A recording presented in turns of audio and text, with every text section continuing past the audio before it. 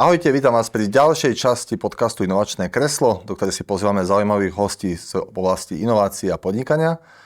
V dnešnej 7. epizóde privítame veľmi zaujímavého hostia, ktorým je Andrej Náď zo startupu Upfen. My sa s Andrejom poznáme ešte z čias, kedy sme vlastne boli spoločne v Startup Acceleratore, ktoré Inovačné centrum Košického kraja organizovalo. Upfen mení pravidlá ticketingu a ja som rád teda, že tu môžem privítať jeho zakladateľa, ako už bolo spomenuté Andreja. Andrej, ahoj. Ahoj Peťo, ďakujem pekne za pozvanie. V čom mení teda Upfen pravidlá ticketingu, keď začneme možno tak úplne, že napriamo? Úplne napriamo? Dá sa povedať, že my meníme pravidlá v ticketingu v takých troch sférach. V prvom rade sa snažíme eliminovať podvody, používame také špeciálne meniace sa QR kódy a šifrovanie v našich lístkoch, vďaka ktorým sa naše vstupenky nedajú repredať mimo našu platformu. Nedajú sa predať cez platformy ako nejaký Facebook Marketplace, StubHub, Viagogo alebo Bazoš, kde k tým podvodom najčastejšie dochádza. Čiže jediný možný spôsob, ako predať naše lístky, je použiť tú našu platformu, kde ste si tie vstupenky v prvom rade zakúpili. Čo si myslíš vlastne, čo vám nefunguje v tom celom systéme ticketingu? Lebo je to presne taká oblasť, kde každý sa s tým stretávame. Myslím, že na Slovensku máme pár platform, všeobecne aj vo svete poznáme. Ale až potom, čo my sme sa rozprávali, ja som si uvedomil vlastne, koľko problémov človek s ticketom môže mať. A keď som sa spätne obzrel, tak som pochopil, že ja som ich mal a nikdy som ich tak neriešil. Že čo je vlastne ten najväčší problém v tomto svete? Áno, myslíme si, že ten ticketing nefunguje pre fanúšikov ani pre tých organizátorov tak, ako by mohol. V prvom rade je dosť rozdrobený. Ako si povedal, tie platformy, ktoré poznáme, častokrát sú veľmi zastaralé. Keď sa nad tým zamyslíme, tak tie platformy vznikali pred 20-25 rokmi a dá sa povedať, že skoro vôbec od tej doby neinovovali, minimálne v porovnaní s inými technológiami. Neinovovali takou istou rýchlosťou a takisto častokrát tie platformy nie sú uspôsobené pre moderného mobile first fanúšika. Samozrejme máš tu nejaké problémy so vstupenkami typu podvody na sekundárnom trhu, ktoré sú teraz až tak bežné, že povedzme 1 zo 4 fanúšikov, ktorý si bežne kupuje vstupenky, sa stane za život obeťou podvodu. Alebo potom tu máš problémy typu napríklad, že organizátori alebo športové kluby častokrát vôbec nepoznajú, kto sú tí fanúšikovia na tribúnach, pretože ich ticketing, komunikácia a marketing žije v 3 rôznych systémoch, ktoré medzi sebou vôbec nie sú poprepájané a to sa snažíme my riešiť. Preto sme vyvinuli teda našu platformu, ktorá práve toto by mala. V čom sa odlišuje vlastne Upfen od také bežnej konkurencie, že keby som bol nejaký štandardný tvoj zákazník, v čom je to úplne iné?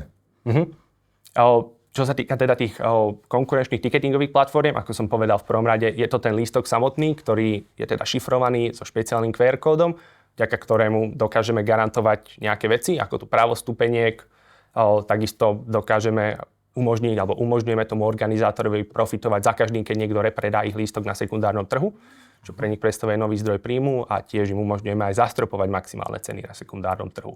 Okrem toho, tým, že celý ten ticketing sa deje u nás, tak my máme aj veľmi dobré dáta, dátovú analytiku a segmentáciu, vďaka ktorej tí organizátori môžu robiť také informované rozhodnutia, či už sú to napríklad marketingové alebo iné.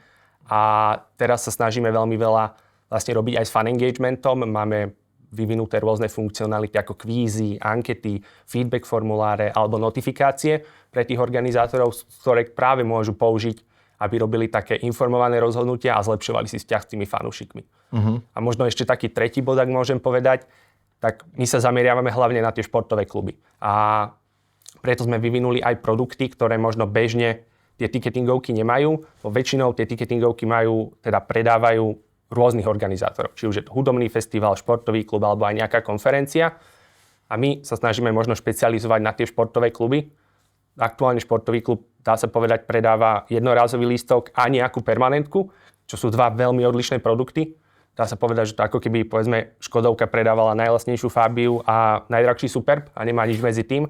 Čiže preto sme my vyvinuli aj funkcionality ako také flexibilné kreditové balíčky alebo balíčky vstupenie, kedy si ten organizátor môže spraviť ako keby menšiu permanentku a predávať to, povedzme, len všetky víkendové zápasy v jednom, alebo tieto kreditové balíčky, kedy ten organizátor kvázi predáva kredity, ako keby permanentku, čiže ten fanúšik si kúpi tieto kredity, organizátor má z neho peniaze dopredu, ako keby práve predal permanentku, ale ten fanúšik má úplnú flexibilitu míňať tieto kredity, ako chce. Môže si vybrať, aké zápasy chce vidieť a tak ďalej a tak ďalej. Čiže chápem tomu správne, inými slovami, teraz má organizátor ako keby príjmy hlavne z nejakého jedného príjmu, ktorá predám lístok A s vašou platformou teda dokáže vlastne ešte z sekundárneho predaja získať peniaze, teda si zvyšujú vlastne tržby. To je zaujímavé. Opýtam sa ešte, možno poďme sa vrátiť možno na začiatok Upfanu. Ako to vzniklo, proste zmeniť ticketingovú platformu, alebo vytvoriť ticketingovú platformu na Slovensku a zmeniť ticketing? Vzniklo to vlastne z mojej osobnej skúsenosti. Pred pár rokmi som sa chcel ísť pozrieť s mojím otcom na zápas majstrovstiev sveta v hokeji, ktoré sa vtedy konali na Slovensku. Lenže v tej dobe, keď sme sa my rozhodli, samozrejme rozhodli sme sa úplne na poslednú chvíľu, tak už boli všetky lístky úplne vypredané, takže nám neostávalo nič iné, ako si kúpiť dosť predražené lístky z druhej ruky cez bazoš. A tam už bol nejaký prvý problém, na ktorý sme narazili, lebo samozrejme ten predávajúci chcel, aby sme mu zaplatili skôr, ako nám on pošle lístky. Samozrejme my ako kupujúci sme skôr chceli mať ten lístok, ako sme poslali peniaze, ale tak nejako sme to už riskli a poslali sme mu peniaze, on nám poslal lístok, no len potom ako sme prišli do Košíc na štadión, tak sme zistili, že ten lístok nejde naskenovať a ukázalo sa, že bol fake. A vtedy sme neboli sami, dokonca tento istý problém tam malo, hádam, 8 ďalších ľudí. Takže to bol taký spúšťač, kedy som si povedal, že čo v tom systéme nie je dobré a naozaj by bolo niečo s tým robiť. Čo nasledovalo ďalej? No, nasledovalo ďalej to, že keď som mal teda tých 19, alebo teda 18 vtedy, tak som úplne nevedel, čo ďalej. A potom som sa k tomuto problému znova vrátil, keď som bol na vysokej škole v Anglicku, počas jedného predmetu, ktorý sa volal Sports Entrepreneur, športový podnikateľ, kedy sme mali prísť práve s nejakým takýmto nápadom na startup a vytvoriť business plán a pitch deck. A vtedy som vlastne predostrel niečo takéto. Mojim učiteľom sa to vtedy veľmi páčilo a povedali mi, aby som z toho skúsil spraviť reálny startup. A teraz o pár rokov neskôr som tu. A bolo to nejak, spojil si sa s nejakými kolegami, alebo boli to nejakí spolužiaci, alebo ako to celé tam vznikalo? Chápem, že Slovák v Anglicku študujúci, tuším. A aktuálne fungujete na Slovensku, tak čo bola tá cesta? Áno, a ako hovoríš, presne tak. Ja neprogramujem, takže som potreboval si nájsť nejakých co-founderov. Toto sa mi podarilo prostredníctvom jedného akceleračného programu. Spojil som sa s mojimi terajšími veľmi šikovnými co-foundermi Jakubom a Lukášom, ktorí sú obidvaja technickí a oni majú na starosti vlastne vývoj tej platformy ako takej. A dali sme sa dokopy, predostavil som im nejakú tú víziu, im sa to páčilo a teda išli sme ďalej. Čo ďalej? Po škole, viem, že ty si k nám prišiel, teda keď si ukončil práve školu, myslím, že si ešte na jeden z kick-offov prišiel priamo z letiska, ak tam zdá, alebo niečo takéto. Čo bola tá ďalšia cesta až k tomu, kde ste teraz? No, ja som prišiel vlastne k vám z Anglicka viac ako jedenkrát. Častokrát to bolo naozaj, že počas školy, dá sa povedať, že naozaj možno 6-krát som doletel z Anglicka do Košíc, aby som sa zúčastnil nejakého vašeho programu. To bolo častokrát dosť náročné, ale ukázalo sa to, že to bolo naozaj benefičné a pomohlo nám to, takže chodili sme naozaj veľakrát. Ako vlastne ten spôsob vášho takého presvedčenia alebo tých partnerov v tom úvode, ako to možno prebieha? Ste na začiatku, ja si to dokážem predstaviť, že každý to vníma ako obrovskú veľkú oblasť, ten ticketing, že vlastne siahnuť si do toho je skôr nemožné. Z môjho pohľadu to je ako keby som išiel budovať banku, že je to skutočne veľké, ale potom si uvedomím, že je to možné. Uverili vám na začiatku, alebo ako to prebiehalo? Z hodou okolností nášho úplne prvého klienta sme získali, dá sa povedať, skoro úplne bez produktu, len cez nejaký pre-sales. Prvýkrát, keď sme začali nejaký predajný cyklus v lete 2024, tak som samozrejme rozposlal niekoľko e-mailov s tou nejakou našou ponukou, s našimi benefitmi. Našťastie sa nám ozvalo niekoľko klubov, jeden z nich bol Český futbalový klub, ktorý práve hľadal ticketingové riešenie a zaujal ich ten náš e-mail. Zavolali sme si, im sa to stále nejakým spôsobom páčilo, išli sme do nejakého druhého kola a vtedy nastal ten problém, že čo im my ideme vlastne ukázať, že my skoro nič nemáme. A vtedy sme si povedali, že OK, tak poďme im ukázať len tento dizajn, čo máme. My sme mali veľmi pekný dizajn, klikateľnú figmu. My sme samozrejme vedeli, ktoré tlačítka niečo robia a keď sme boli na tom kole, ukazovali sme im tú klikateľnú figmu, ako keby to bol ten hotový produkt. Im sa to páčilo podľa toho a naozaj sa rozhodli s nami zmluvu podpísať. A potom samozrejme prišla tá náročná časť, kedy sme mali nejaké 3 týždne na to, aby sme vytvorili nejaké prvé MVP. Vtedy Jakub a Lukáš, moji co-founderi, naozaj nevidím, pracovali na tom, aby to nejako sfunkčnili a podarilo sa im to. Vytvorili platformu, začali predávať permanentky a tento organizátor bol na konci dňa spokojný, takže podarilo sa nám to, ale toto bol ten úplne prvý klient. Ako fungujú vlastne tie samotné QR kódy? Oni sa zmenia musíme mať ten užívateľ nainštalovanú vlastne nejakú aplikáciu, alebo to funguje tak, že v podstate iba si kúpim ten lístok, alebo ako to prepojenie reálne vlastne prakticky funguje? Áno, tie QR kódy ako také sa menia každých 30 sekúnd a máme aj nejaké šifrovanie ešte na pozadí, ale nemusíš mať aplikáciu. Môžeš, ale nemusíš. Okay, fungujeme aj vo webovom prehliadači, ale aj ako aplikácia. Samozrejme, aplikácia má tie benefity, že keď máš tú aplikáciu, tak nemusíš mať prístup na internet v momente, keď si skenuješ ten lístok. Samozrejme, pri webovom prehliadači musíš mať ten internet, aby si vôbec ten prehliadač otvoril. Okay. Takže toto je jeden z benefitov. A teraz vlastne, keď mňa celkom niekedy editujú platformy, kde vlastne ma nútia stiahnuť si aplikáciu, že je to nejak ako poprepájané. Čo sa týka možno samotného vlastne tiketu, že keď ho chcem povedzme niekomu predať, ten predaj funguje iba či z vašej platformy, že musím to priamo predať vo vašej platforme. Nemôžem to predávať nejak cez akúkoľvek inú platformu ako Bazoš a tak ďalej. Správne to chápem? Áno, chápeš to správne. My ten predaj centralizujeme, ale benefituje z toho ten klub predávajúci, ale aj ten kupujúci. Samozrejme, kupujúci nemôže sa mu stať, že si kúpi nejaký lístok, ktorý na konci dňa bude fake. Ten predávajúci si môže byť na 100% istý, že tie peniaze naozaj dostane a samozrejme benefituje z toho aj ten klub, pretože on aktuálne samozrejme neprofituje zo sekundárneho predaja, neprofituje, keď ja tebe predám vstupenku cez nejaký Facebook Marketplace. Do akej miery v podstate to je pochopenie tých klubov toho sekundárneho trhu? Veria tomu, že ten sekundárny trh existuje?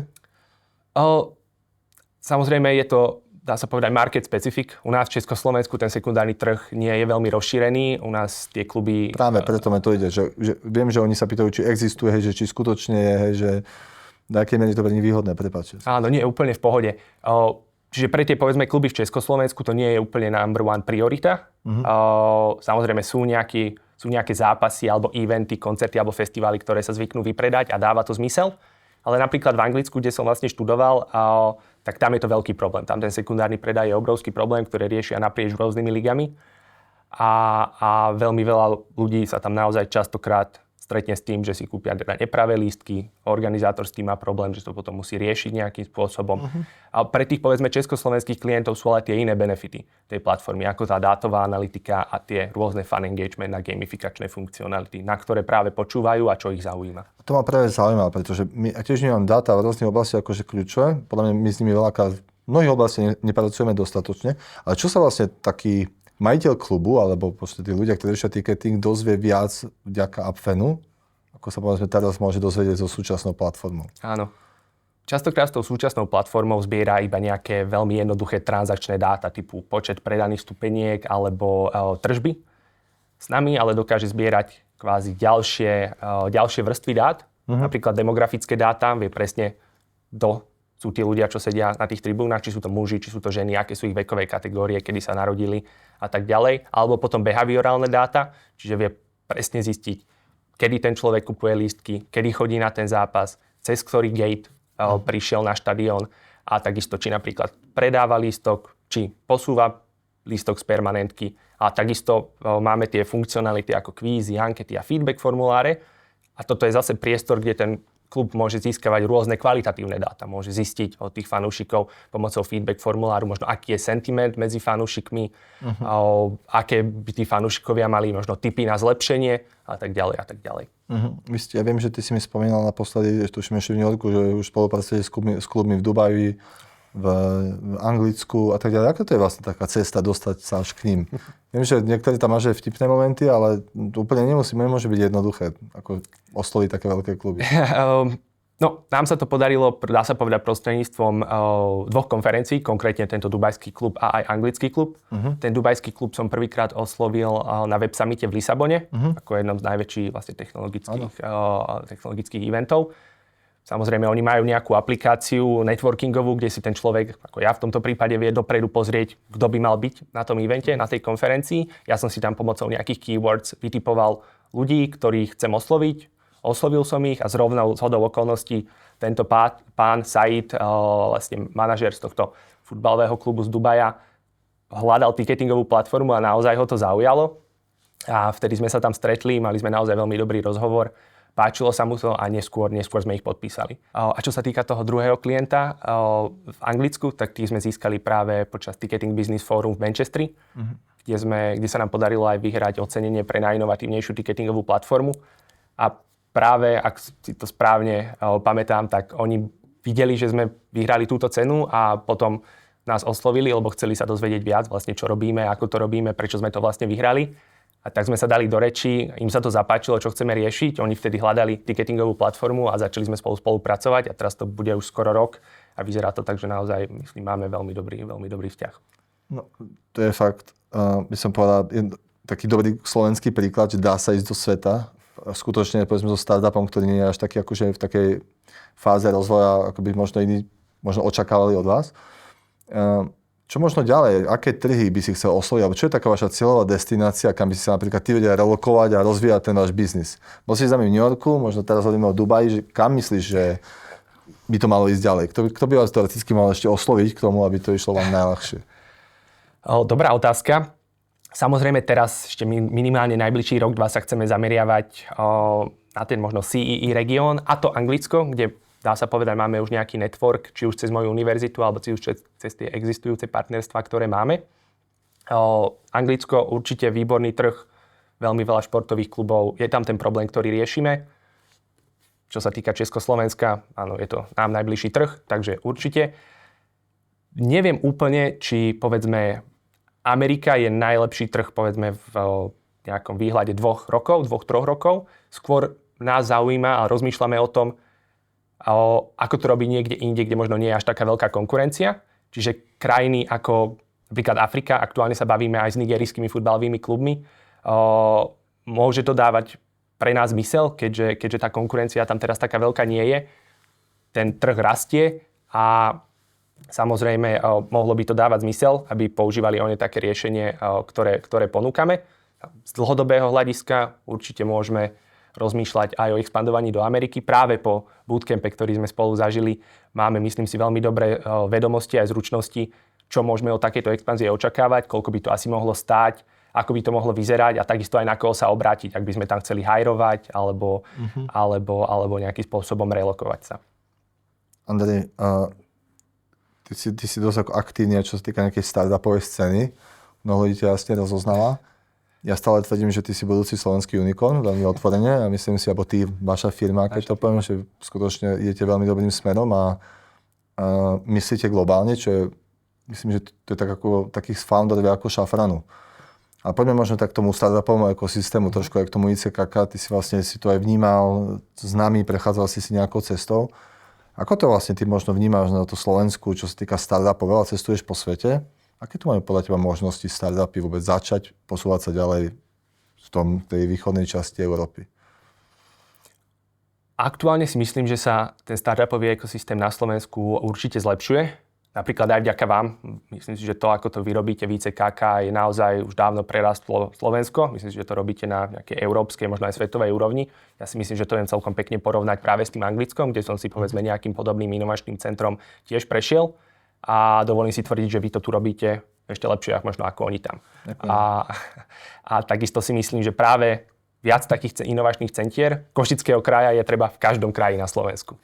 Lebo naozaj je dôležité, lebo myslím si, že veľa ľudí má nejaký nápad, ale možno nevie, kde začať. Nevie, na koho sa obrátiť, nevie možno, kde získať nejakého správneho partnera, nevie, kde získať nejakú prvotnú validáciu, prvý mentoring. A práve preto si myslím, že takéto inovačné centrá sú veľmi dôležité, aby potom týchto ľudí, ktorí sú na Slovensku samozrejme šikovní, ja si myslím, že Slovensko je naozaj krajina veľmi šikovných a cieľavedomých ľudí, je to veľmi potrebné mať teda takéto inovačné centrá. Čo taký akcelerátor z tvojho pohľadu prinesie tomu founderovi toho startupu? Z môjho pohľadu number one vec je určite networking.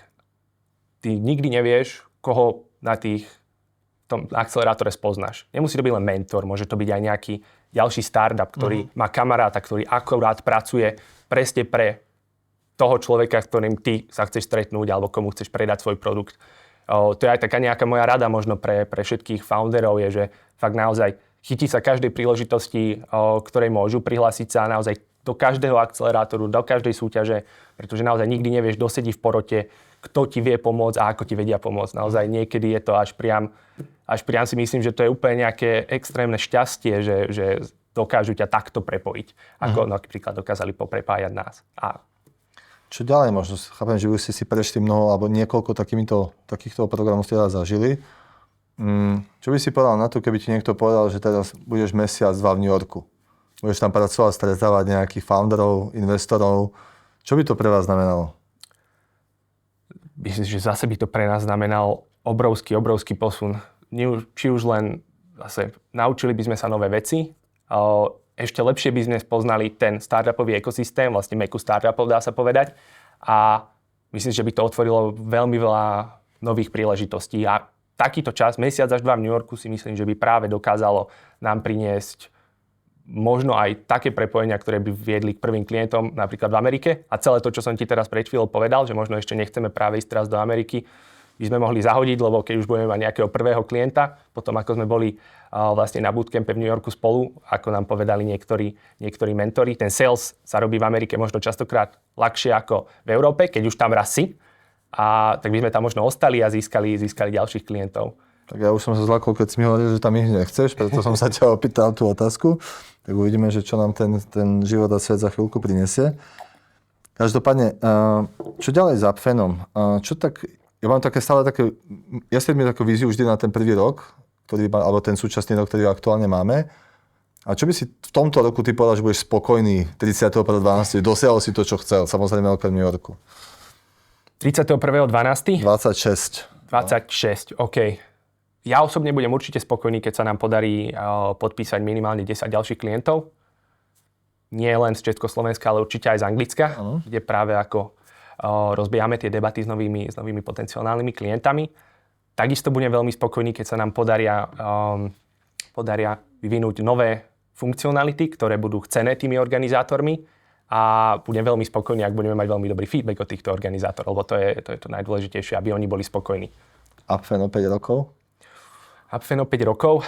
Dúfam, že sa nám podarí celoplošne eliminovať podvody so vstupenkami, pretože nechcem, aby sa to, čo sa aktuálne deje a ten Wild West, ktorý aktuálne je na tom sekundárnom ticketingovom trhu, dial aj o 5 rokov. Viem, že je to dosť deštrukčné pre obyčajných fanúšikov a profitujú na tom nejakí tí scalperi a reselleri. Trošku by som to chcel obrátiť a naozaj by som chcel, aby povedzme minimálne neexistovali nejaké fejkové lístky, aby keď už máš nejaký lístok, aby si mohol byť na 100% istý, že sa na ten event naozaj dostaneš.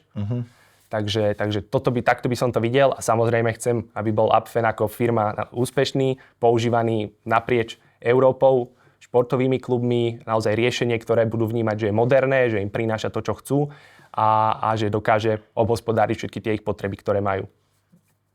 A práve to som aj spomínal, že to je taký ten pohľad, ten meniť svet, to ste tak ako sme začali, že Upfen mení pravidlá a je vidno, prečo už mení tie pravidlá, lebo ten mindset práve prichádza od teba, zmení to, nenechá to len tak a možno mať tam ten startup, ale aj pomôcť tomu. Ja ešte možno by som tak na záver sa ťa chcel v tej hlavnej takej našej časti opýtať, keď si zoberieš možno takých začínajúcich podnikateľov, ktorí tu máme. Čo by si možno ty poradil v takom, že ktorí skutočne majú len nápad, ešte nie sú v žiadnom možno sformulovanom projekte, premýšľajú nad tým, štve ich to, ako to štvalo teba. Čo by bola tá okamžitá rada tvoja? Ja by som im poradil, určite obráťte sa napríklad na ICKK, majú rôzne projekty aj pre takých founderov v štádiu, ktoré si práve opísal. A odtiaľ sa odrazíte. Určite vám pomôžu, nájdete si co-foundera, validujete si ten svoj nápad a pôjdete ďalej. Uvidíte, že to možno dáva zmysel a nakoniec o pár rokov možno budete slovenský unicorn. Áno. Čo teba, ako si vieš oddychnúť? Keď ťa počúvam, tak ja sa normálne pýtam, že kedy oddychuješ a kedy premýšľaš možno nad tými víziami. Myslím si, že môžem povedať asi za nás všetkých, že oddychujeme v poslednej dobe dosť málo. Ale napríklad cez leto, keď sme naozaj aj veľa makali, tak sme si snažili oddychnúť napríklad prostredníctvom nejakej športovej aktivity. Chodili sme si zahrať padel, to bolo výborné, bo to trvalo len tak hodinku a potom predtým sme chodili, potom sa robilo, takže to bolo padel. Jedna taká vec, áno, bol to padel. Samozrejme, teraz aktuálne je to trošku ťažšie, ale chcel by som akurát toto trošku zlepšiť a aj trochu viac oddychovať v tomto roku. To bolo také jedno z mojich novoročných predsavzatí. Dobre, možno taká na teba záverečná otázka, že fanúšikovia, ktorí stále si nekupujú ticketingové platformy, všetci ich vidíme, stoja vždy v radoch. Čo by si im odkázal? Musíte to skúsiť. Ono to má len benefity, ako častokrát, alebo teda ja nevidím ten dôvod, prečo stáť v tom rade. Nebyť si istý, že vôbec sa na teba dostane. Budeš čakať v daždi pol hodinu predtým, ako si kúpiš ten lístok. Častokrát je to aj lacnejšie online, ako si to kúpiť na mieste. Takže naozaj vyskúšajte to. Ten lístok, aj keď je v mobile, stále je platný, bude dobrý, nebojte sa. A dostane vás na ten štadión, takže určite skúste to a už to neoľutujete. Andrej, ďakujem, že si prišiel k nám do inovačného kresla, veľmi si to vážim. Ďakujem veľmi pekne aj ja, ďakujem za pozvanie. Tak ako som povedal, ja vám skutočne veľmi držím palce, celý CKK, my ho vnímame ako takých našich, už to poviem, že kamarátov, už to nevnímame ako partnerov, ako startup, ale skutočne vy ste tí, ktorí ťaháte aj tú cestu, nejakú časť, alebo tej časť cesty s nami. Pre vás, milí posluchači, pevne verím, že sa vám táto epizóda páčila. Je to 7. epizóda, ak chcete teda ďalších zaujímavých hostí, pokojte nám napíšte do komentára alebo pod video, aký host by vás ďalej zaujímal. My ho radi pozveme, po prípade, ak máte nejaké zaujímavé otázky, ktoré by ste sa radi opýtali toho hostia, rovnako ich napíšte. Ďakujeme veľmi pekne a tešíme sa teda na ďalšiu epizódu podcastu Inovačné kreslo.